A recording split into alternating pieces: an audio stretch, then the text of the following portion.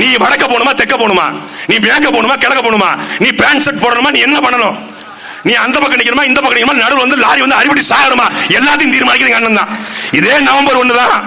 ஒண்ணு அந்த பக்கம் நில்லு இல்ல இந்த பக்கம் நில்லு, நடுவில் லாரி வந்து அடிபடி சாக அப்படின்னு சொன்னது இதே நாள்ல தான். அன்னைக்கு சொன்னது இன்னைக்கு வரைக்கும் மாறல. லாரி வந்து அடிபடி செத்தாங்க இல்லையா கரூர்ல, அவர் சொன்னாரு நடந்துச்சு. தீர்க்கதரிசி தேவருக்கு பிறகு தீர்க்கதரிசி அண்ணன் தான். செத்துருவாங்க செத்துட்டாங்க, இப்ப கொதிக்கிறாங்க. ஐயோ இல்ல இல்ல அதுக்கு அது காரணம் இது காரணம். அண்ணன் சீமான் அவர்கள் மட்டும்தான் சொன்னாரு, ஒவ்வொருத்தரும் பொறுப்பேற்கணும். இது தனி மனிதன் தவறல்ல, ஊடகங்களுடைய தவறு, ஒவ்வொருத்தருடைய தவறு என்று செப்டம்பர் மாதம் 27 கரூர்ல அந்த கரூர் மருத்துவமனை வாசல்ல பேசினார். ஊடகங்கள் நீங்கள் பொறுப்பேற்கணும் இந்த தவறுக்கு என்று அண்ணன் சீமான் பேசியதை அல்டிமேட் ஸ்டார் அஜித்குமார் நேற்று பேசியிருக்கிறார். ஏன்னா உண்மையை எல்லாரும் ஒரே மாதிரி தான் பேசுவாங்க. அவர் பேசுறாரு, இது தனி மனிதன் தவறு இல்ல, ஒட்டுமொத்த சமூகத்தின் தவறு.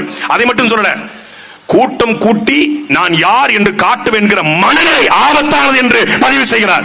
அந்த அந்த அந்த தன்மானமிக்க அந்த மனிதனுக்கு இருக்கிற அடிப்படை சமூக புரிதல் ஒவ்வொரு நடிகருக்கும் வந்துவிட்டால் இந்த நாட்டிலே மாற்றம் நிகழும். சீமான் பேச்ச நிறைய கேட்பார் போல இருக்கு, கேட்காம எப்படி இருக்க முடியும்?